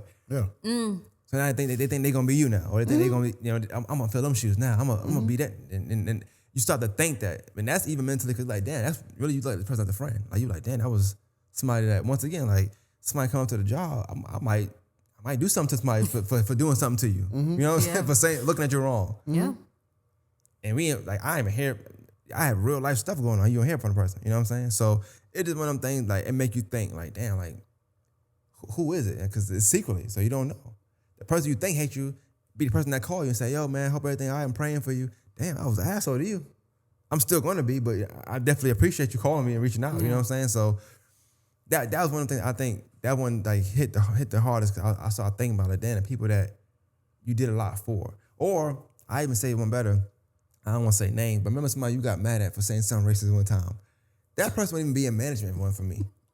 And it's like, bro, when you don't hear from certain people, I just be like, yo, and I don't wish no bad on nobody. I never do. But I promise, when somebody feel like they need me, I'm going to shit on them. I already know it. I'm going to be like, I'm going to probably take the biggest shit on them I can take. I already know it just because I know how I am. But that does, like, it weighs on you because you do so much to put people in position, or you do so much that I'm overdoing stuff. I'm overextending my hand to you. I got so many calls. Why you made this person the manager? Why you said it? I can't even get a call. Hey, you good? Da da da. So it's a lot of stuff that do play in your mind that like that make you think like, damn, do people really are they for you, or is just like was the opportunity was just there? They knew what they could gain from that alliance. I'm not gonna say names, but I'm gonna say like a certain phrase. I just wanna be clarified like on who we talking about. Yes. They say this ain't got nothing to do with me. Yes. Okay. Wow. I haven't. Wow. Yeah. So even the person I was talking about in the beginning, it just wow. Names don't bother me. I don't give a fuck. Yeah, I know. I don't give a fuck. I know. But yeah. So. But I had anything on that like for secretly being hated. I can give you a whole lot of scenarios. Why you think Go ahead, it's smack them with it. I feel like it's because you light skin, but go ahead. Or maybe because I'm black. That too. That too. So, like I said, it was the same people every day. It was the one person that worked on the other. She was a med tech, but she also worked at my position. And she was really close with my white lady, right? Of course, we worked together. So we are working on the same side. She was a nice lady. It was nothing but laughs, great times. Like, shout out to you, girl. But she was she was a funny old little lady. I loved her. But her and the girl that worked across the room, Get along. no, best friends, ate together. Me and her, and then on top of that, me and her was pregnant at the same time. So it was two pregnant people in the lab. One's black, one's white. Constantly comparison. They get you a baby shower? The funny part about it is I actually kind of wanted it because we was finna have quote unquote lab rats, science, like medic. Like we was finna have lab rats. Okay, So get it. I wanted us to have a double shower, but she went into a comparison, because she's been here longer, everyone knows me. And I don't want to she thought I would be uncomfortable about the amount of people that would support her versus the people that would support me. And that right there was like, you've been probably comparing yourself to me this whole time. Because mind you, when me and I'm just saying her name, Michelle, me and her was like working together. We laughed, we enjoyed us, like we had good conversations. But you're on the other side. You can't always be a part of the conversation, and it kind of bothered her. So every time like maybe my coworker would help me or like compliment me, her face would toots up. And then a situation happened where I had got a write up. They wrote you up? What? Yeah. True as granted. I was definitely violating the OSHA guideline. I shouldn't have the drink in there. But we were so busy at the time, I couldn't just stop doing what I'm working with, like plasma here. I can't just stop. Yeah. Especially at what I was doing. I can't. But long story short, she ratted me out. You know what I'm saying? But we've been working together for like 2-3 years, and you can't just say, oh, well, do you want me to put it up for you? Because you see my hands is tied. That's that secretly hating right there. So with that being said, you enjoyed me getting a write-up, or you enjoyed me feeling like I got disciplined because of whatever happened, or because of the drink. And I was like, she don't really like me. She doesn't like me, and I shouldn't have said that to the supervisor, but she ain't like me. And she's gonna try to sabotage me any chance she gets. So, and I know that y'all are friends, but please understand that I don't trust her, and before my character is getting sabotaged, I'm gonna leave. So you make a good point because you said a couple of things, and I think if you really break it down, for one, that person had like seniority. She's been there for a while, right? So her not liking somebody and you telling somebody that, it's kind of like if she been a good worker, or if they never had a problem with her, It's like, oh, she's tripping. That That's shit number definitely one. got pulled. Yeah, That's number one. Yeah. definitely got pulled. Number two, you're the new one, so you're not being liked at the time. Possibly, maybe not. I don't know. It could be a little uncomfortable if that's the case. I'm at a new company now, so like somebody didn't like me, it made me uncomfortable. But I'm definitely gonna be more concerned as I would have been before. When you've been around for a while, you're like, you don't like me, I bet make your life hell. Yeah. you gonna either chain it up, you're yeah. gonna change it, or cause I can do more. I know more people. I can play the system. Not being liked, it don't bother me. It's the secret not like that bothers me, because like that means that when you can help me, you're not gonna help me. When Yeah. you can, She when you showed can that. make sure I'm straight, you're not gonna make sure I'm straight. Yeah, she definitely showed her hand, and that's why I was like, I know she doesn't really like me. It was times like I don't want to go to racist thing, and I ain't even trying to down these people, but it was just more so of like she would probably help the white person versus her helping the black person, and so I noticed that. So I could tell that she didn't like me, and but we had a very weird relationship, because even then, like if I was upset, like well, let's say for instance when they fired someone, I told her, look, don't talk to me. Yeah. Like our relationship was at the point now I could just tell you, look, I ain't here for that. Not around here, partner. That Not is one around thing, here. you know, I seen it in a new company too, but I've seen it over the years. You could tell a lot about a person, and I don't know if it's just me. Y'all let me know if it's just me, but you could tell a lot about a person or a group of people about how they react to somebody getting fired. Yeah. Not like the people that be happy, I'll be like, what? I don't care what you get fired for. That's just like something like egregious, you know what I'm saying? And egregious to me is not stealing money. Like you doing something wild to a younger girl or something like, you know what I'm saying? But most part, I feel like when somebody get fired, reason why I be caring, and I've had to fire people, of course, but reason why I care is because like I know it's gonna affect your life. Oh yeah, I know you didn't, especially if you didn't see it coming. Basically, if it's like a OSHA or if it's like a safety thing where it's like I have to just term you. There's no first warning, there's no write up. Now if I wrote you up 3, 4, 5, that's different. You know, you seen it coming. You know what I'm saying? But if it was something like that, I always felt like, damn, like your whole life about to change. Especially if you've been in the company for a long time. Like I said, identity issues. You're not thinking you're going anywhere. You've been in a company in double digits. You ain't thinking you're going nowhere. You feel like you safe. That's home now. This is family, right? So you feel good. So when you get fired, it's like it's a shell shock. You got to change your life. Your whole day to day is changing. What they know you for is changing. Shit, I'm going somewhere, they calling you Mr. Lowe's. I'm like, not no more. Fuck. I got some gift cards I can give you, but shit, that's about it, nigga. And I'm saying no for rainy day. You know what I'm saying? So it's one of them things. Because I don't mind saying working now because I ain't gonna be there long. But you work at Walmart, it's like they're like, oh, you here now? Yeah. Now, granted, I'm still the man there, like as far as what I'm doing, like I'm still in management, so that part ain't gonna change. But even in my life, that didn't affect me. But for the average person, that's gonna affect them because they so used to being just this. You know what I'm saying? Luckily, I'm outside of work. I'm pretty popular because of the podcast and stuff, of course. You know what I'm saying? So she got a popularity take, whatever. But yeah, so We're not doing that. So I feel like, you know, I'm good either way. But some people workers, that's it. That's their bread and butter. That's their popularity. That's their do first live through bad their jobs. woman they got. Like, you know, work, you gonna get if you an ugly guy, you probably can get a bad woman because y'all work together. Like, it just happens. You would never get them outside of work, but because y'all work 8 hours together, every 2 weeks, you start looking a little handsome Boy, to her you or is my whatever. cousin. We are family. She's stiff. She ain't going for her. I kid.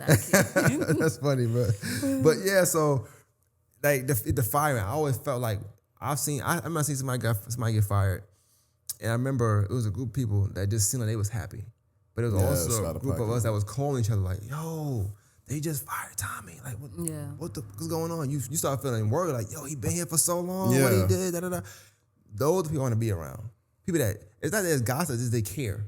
Yeah. The ones that was like good, he was trapped. I'm like, whoa, they had a few bad days. Who knows what he was going through? They was the Yeah. problem. The Not on person the other side. who's happy is the problem. Definitely, majority of the time. Yeah. Or like that. it's a ploy to get that person. So I always looked at it like, okay, I can tell by how you react to certain things, the type of person you are. Because you should have empathy regardless, even if you're a manager. Yeah.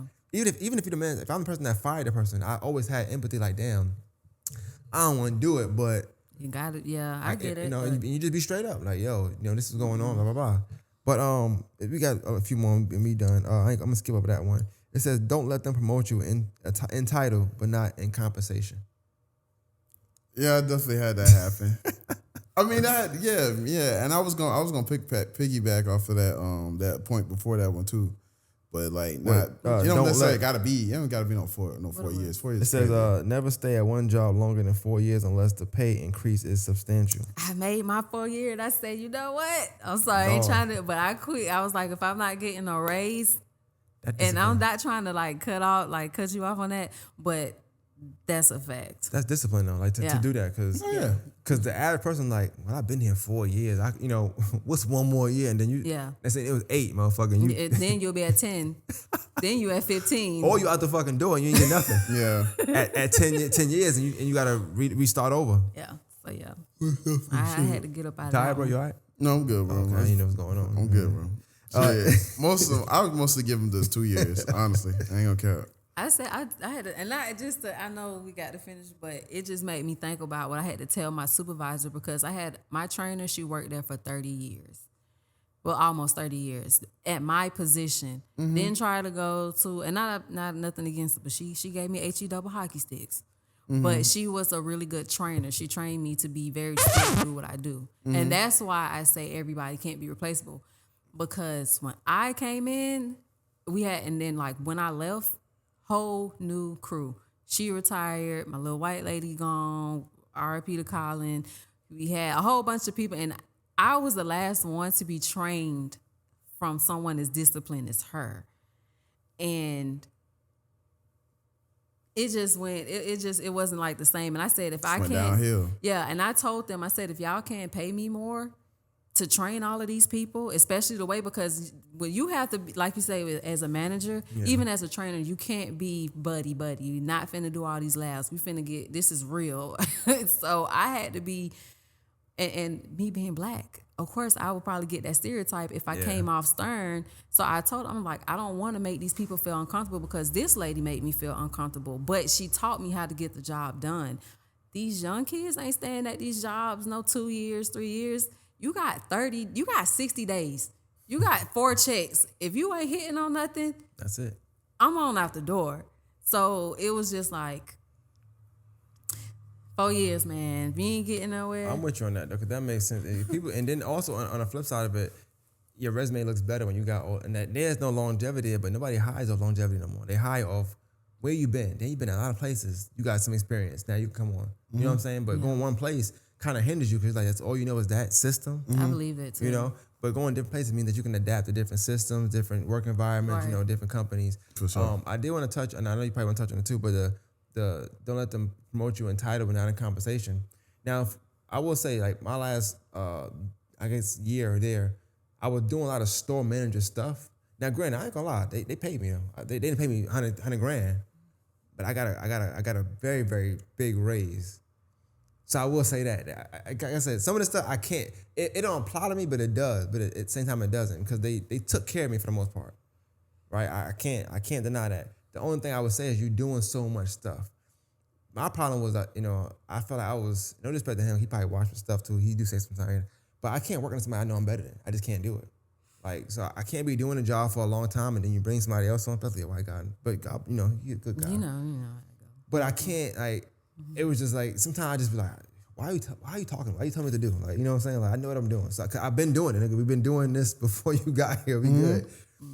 So, but then like when stuff happens or something go wrong or, things get haywire or whatever, the stuff you're doing ain't gonna be able to get you out of any jam you might be in. You know what I'm saying? So I think that's the only thing I had a problem with. Like, well, it had me doing like 1,000 jobs this whole year. Yeah. So that shouldn't be a problem. Like, I missed that. Okay, cool. I missed up on that. But nigga, I'm doing this, that, and third at this pay. This nigga not even doing that. He getting paid that much. You know what I'm saying? So that money matters, and that's why they always tell you, "Oh, don't talk about pay." Because well, if you just folding boxes, right? But you on a forklift in the sun, and I'm paying you 20, and I'm paying you 10, you gonna be like, "I want to fold boxes, bro." Yeah. You know, that's what you want to say. But I need you to get in that forklift, nigga. $10 an hour. You're one of the best out here doing it. You know I what I'm can't saying? replace you on that. So I need you to keep doing that job. So that's what I would actually say that. I mean, and this being management, I'm a man. I probably shouldn't say this, but if I'm telling somebody outside of work or something like that, definitely discuss your pay. Definitely, because you need to know, like, depending on what this person doing, what you're doing, what's the big difference? You know, what should you be getting paid? Because you don't know until you find out somebody making it. Oh, I can make that much money? Okay, I want to do that. 'Cause you're doing less than me, but making more. Yeah. It's just like, you know, watching the NBA people, not even just NBA, but like sports in general. Like, Yeah. they'll wait before they sign a contract and see how much this dude that ain't been no all-star, who ain't got no all-star, no first team, nothing. That You know what I'm determines saying? what the next star is Ain't getting. making 20 points, Yeah. but he just got paid $285 million. Yeah. And I got all these accolades. I And need I just went to the 350. championship. Oh yeah, I need more than that. Yeah. But Most if life worked that way, it'd be easier. But retail, like I said, they and this even in your field, the medical, like they always gonna play on that because the less you know, the less you're gonna want, the less you're gonna accept too. Yeah. So if you don't know, you can make $25 an hour. You might take this 17 I'm giving you. And that's why they don't want you to talk, because they like, you done talked to Suzanne and she getting paid 20, you only getting 7, you gonna want that extra 3. But you know what? I think too in retail, that's why like our culture, we be so like outcasted. That's the shit we do. We be in the break room. How much they paying you? We don't care. Facts. 17. What? Or the first time somebody puts us off, because this person should do that job, because he made 21 hours an hour anyway. We gonna tell it. We don't care. Most definitely. Drop the ball. You all right? You tired? No. Well, good, bro. Oh, let's get to he about to fall asleep on us. But, shit, Nah, my bro. only standpoint on that is basically at my first job, I used to work in produce, and basically Fuck a 9 to 5. Fuck a 9 yeah, to 5. that's one of the verses of the song came from that. But I was working in produce, and basically I was still in school. I was still in high school at the time. Okay, high school And job. I used to they was not working me like it was a high school job. Like I had it like a set schedule to where I could do it and balance out perfectly and still get all my stuff that I need to get done. But my life situation wound up getting to a point where I needed the job. Yeah. Like I was like pretty much the only one working, like bringing in consistent money. it I had to do happens. it. So At that age too. At that Yeah, age. yeah. At that Yeah. age. And they offered me an opportunity to go up front. So I went up front, started making more hours, this, that, and third. And then like they started getting me to do other stuff. It's like it's my first job. So I didn't know nothing about Other duties all that. assigned. Doing other duties. I'm unloading trucks and shit the manager's supposed to be doing. I'm in there when they firing niggas. I'm doing all this other shit, money management, all this shit. And then I got like a little small title of floor supervisor, but when the actual position opens up, I'm doing all these jobs and all these different things, and I'm setting the schedule. I'm doing the schedules now, and I'm delegating tasks and all this shit. So an actual position Straight out of high opens school. up. Yes, actual positions open Can up. you tell us how much it was you was making for doing all this work? 'Cause So for those that don't know, Kroger before 2018 wasn't making more than $725. Like it was a starting base was $725. I was making about how much? $750. Hold up. Well, As being like a floor about supervisor $750 too? right there. Huh? As a floor supervisor? Yes, as a supervisor. There's somebody we mutually wound up working with that can attest to that because he was there. That's On some absolutely random insane. stuff, like he wound up at the job too. But yeah. And when the actual position opened, it was, oh, you're not qualified. Not Oh, qualified. I ain't not experienced enough. Oh, I think you should just wait. So soon as I got out, More than 725 when I'm just trying to survive. When I ask them for a raise, won't let me in my eyes. Just keep looking surprised. something normal, like just being a regular cashier, jumped on it. Jumped on it. And that was the job. I said, like, I left, and then you see, like, they going through hell. They trying to get me to come back. You had me. Would you fuck that up? Everybody ain't replaceable. Yeah. Hey man, the last one it says, keep your personal life private. Do not overshare. I'm with that. I mean, because it can definitely be used against you. That part. It can be used against you. You have your business all in the streets, all in the offices. Like people be talking about your shit that you shouldn't be talking about it, or they would try to make it seem like that's the reason why you're not focused. This is the reason why this is why you know what I'm saying? They try to I don't know. They try to use it to tear you down, depending on what it is. Yeah, definitely. Honestly, like, not to say any names, but shit, I done seen people wind up in a jail report, and now they got jail report papers all around the break room and shit. They trying to open up to the page and show that this is what happened to this person. So they start talking shit like They treacherous. crazy. Like right before opening shift is, like we go into our lockers and it's just sitting right there for everybody to see, like low key, and everybody talking about, oh, you know what's the name did?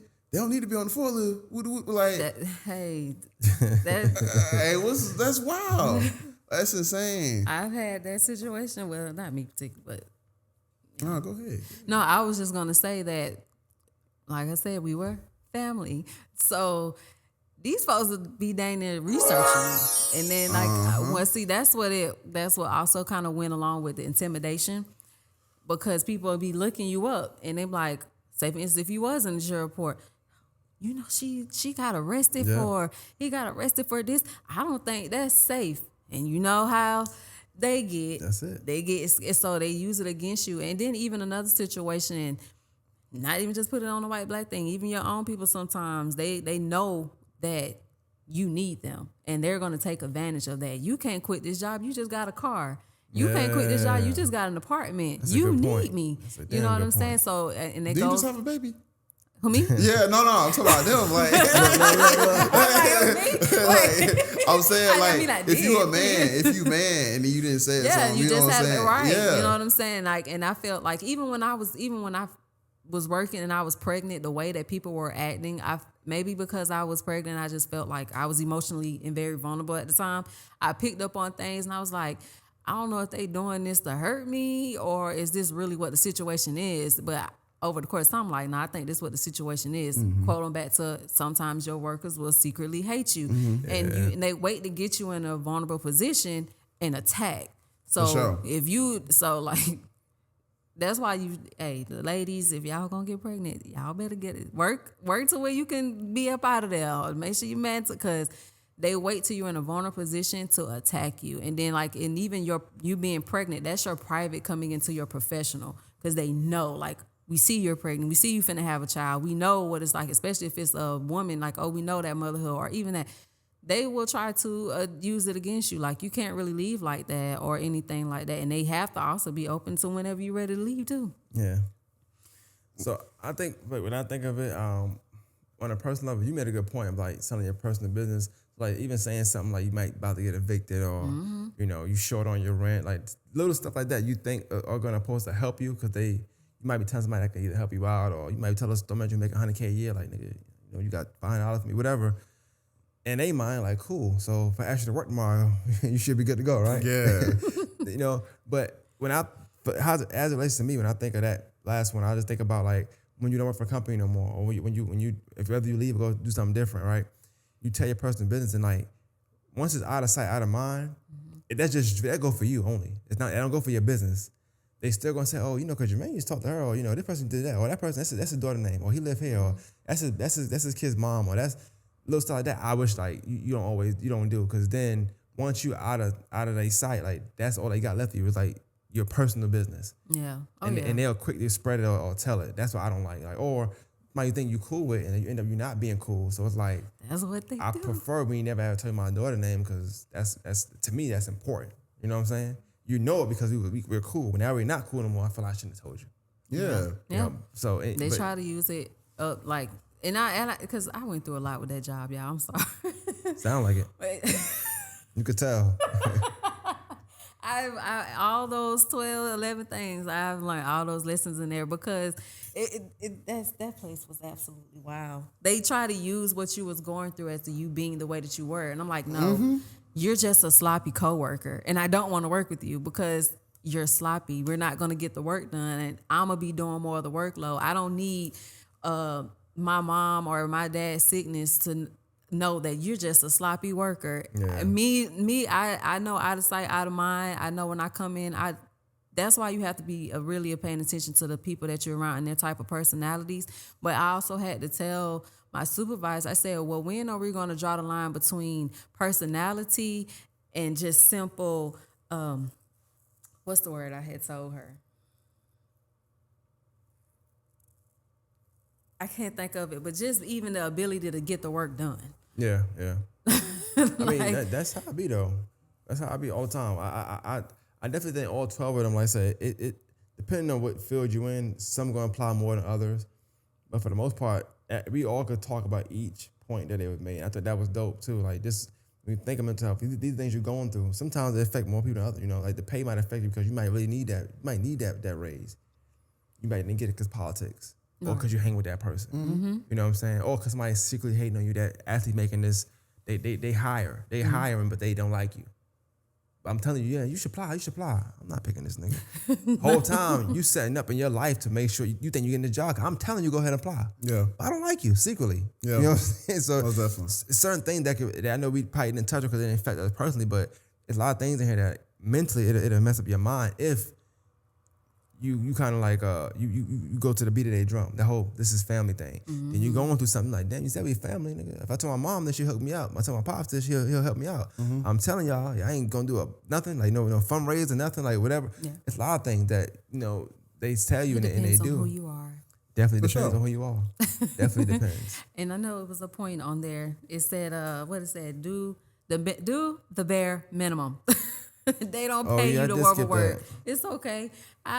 Do the bare minimum because everyone is replaceable. Have someone pick up the other job. Yeah, it said do the bare minimum, you'll get rewarded more work. Go And that's right back Yeah. into the don't let them promote you into a title. Yeah, The all of conversation. those coincide with each other. I Coincide, yeah. promise you, Most because definitely. if I'm replaceable, then get someone in here to do the part that I can't pick up, or you have to be willing to be the one to come in here and do the work. Like that's just how it's gonna go around here. For sure. Nah, But maybe definitely, I'm a man. boss and not a worker. Well, look, man, this was dope talking. I'm about to end the podcast playing my guy Juan's song. He don't know, but I played it during the thing. I cut your mic off and I was playing it too. Wow. This is Juan. 9 to 5. Because you can't say F95 because you put 9 to 5 on Apple Music. You can't put, it's called fucking. Oh, the clean one out on there? Yeah. My library. My old job won't give me more than $7.25 when I'm just trying to survive. When I ask them for a raise, won't let me in my eyes. Just keep looking surprising, bitch. I'm looking for my money. I got family bills to pay, and is you gon' pay them for me? How the fuck I'm doing manager shit? Not getting manager grip. Sit on their ass all day, and I won't stand for this shit. They better treat me with respect, and I'm demanding this shit. I should rob these niggas, dog. I've been planning this shit. So Jace, you gon' rest like us. Take the test like us, do your best like us. I said first of all, you got me fucked up. Got the streets fucked up, my black peach fucked up. So, fuck a 9 to 5, fuck a 9 to 5, fuck a 9 to 5. I'd rather stay alive. Fuck a 9 to 5, fuck a 9 to 5, fuck a 9 to 5.